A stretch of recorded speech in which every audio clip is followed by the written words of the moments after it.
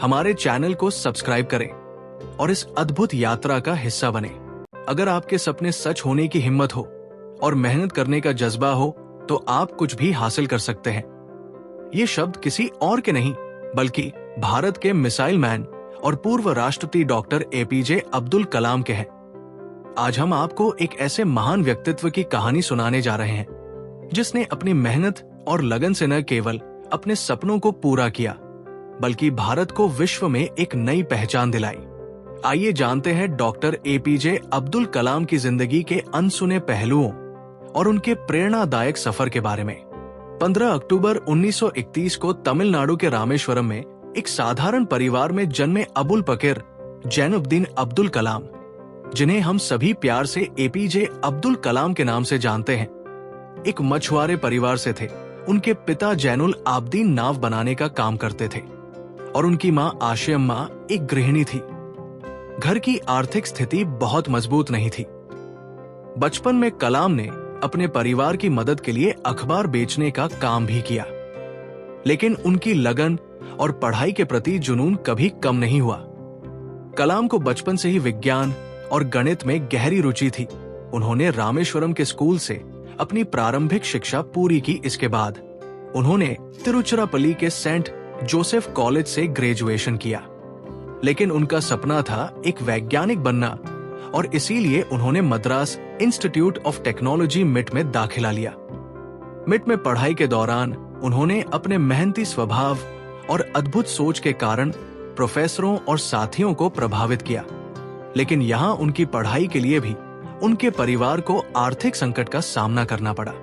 अपनी पढ़ाई पूरी करने के बाद डॉक्टर कलाम ने रक्षा अनुसंधान और विकास संगठन DRDO में एक वैज्ञानिक के रूप में अपने करियर की शुरुआत की। 1969 में उन्होंने भारतीय अंतरिक्ष अनुसंधान संगठन इसरो में काम करना शुरू किया। यहाँ पर वे भारत के पहले सैटेलाइट लॉन्च व्हीकल SLV-3 के प्रोजेक्ट डायरेक्टर बने। 1980 में भारत ने रोहिणी नामक सैटेलाइट को सफलतापूर्वक लॉन्च किया, जो उनके नेतृत्व में संभव हो पाया। इस सफलता ने भारत को अंतरिक्ष विज्ञान के क्षेत्र में एक नई ऊंचाई पर पहुंचा दिया। 1980 और 1990 के दशक में डॉक्टर कलाम ने DRDO और इसरो में कई मिसाइल प्रोजेक्ट्स पर काम किया। उनके नेतृत्व में भारत ने अग्नि और पृथ्वी जैसी बैलिस्टिक मिसाइलें विकसित की। उनके इन महत्वपूर्ण योगदानों के कारण उन्हें मिसाइल मैन ऑफ इंडिया का खिताब मिला। उनकी वैज्ञानिक उपलब्धियों ने भारत को रक्षा के क्षेत्र में आत्मनिर्भर बनाया और अंतर्राष्ट्रीय स्तर पर एक मजबूत पहचान दिलाई। 2002 में डॉक्टर एपीजे अब्दुल कलाम भारत के 11वें राष्ट्रपति बने। उन्हें जनता के राष्ट्रपति के रूप में जाना गया क्योंकि वे लोगों से सीधे जुड़ते थे और उनकी समस्याओं को समझने का प्रयास करते थे। अपने कार्यकाल के दौरान उन्होंने युवाओं को प्रेरित करने पर जोर दिया। उनका मानना था कि युवा ही देश का भविष्य है और यदि उन्हें सही दिशा दी जाए तो देश हर क्षेत्र में प्रगति कर सकता है। डॉक्टर कलाम ने हमेशा युवाओं को सपने देखने और उन्हें पूरा करने के लिए प्रेरित किया। उनका कहना था, सपने वो नहीं होते जो हम सोते समय देखते हैं, सपने वो होते हैं जो हमें सोने न दे। उन्होंने कई किताबें भी लिखी, जिनमें विंग्स ऑफ फायर और इंडिया 2020 प्रमुख हैं। इन किताबों ने लाखों लोगों को प्रेरित किया। डॉक्टर कलाम के जीवन की सबसे अनूठी बात यह थी कि वे जितने महान वैज्ञानिक और नेता थे, उतने ही सरल इंसान भी थे। राष्ट्रपति बनने के बाद भी वे सामान्य जीवन जीने में विश्वास रखते थे। उनका मानना था कि इंसान की सादगी ही उसकी सबसे बड़ी ताकत होती है। वे किसी भी बड़े समारोह में जाने से पहले वहां के आम लोगों और विशेष रूप से बच्चों से मिलने का समय निकालते थे।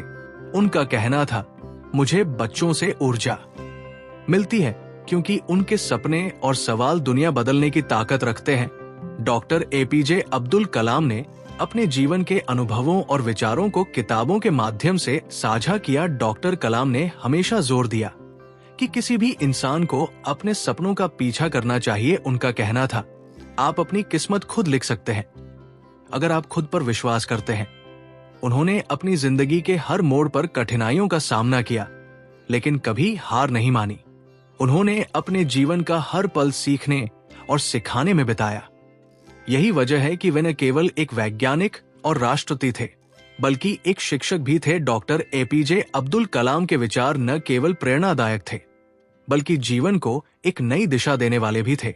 उनके कुछ प्रमुख विचार इस प्रकार हैं। अपने मिशन में सफल होने के लिए आपको अपने लक्ष्य के प्रति पूर्ण रूप से समर्पित होना होगा। अगर सूरज की तरह चमकना चाहते हो तो पहले सूरज की तरह जलना सीखो। मुश्किलें आपके जीवन में इसीलिए आती है ताकि आप अपनी छिपी हुई ताकतों को जान सके। शिक्षा सबसे ताकतवर हथियार है जिसे आप दुनिया बदलने के लिए इस्तेमाल कर सकते हैं।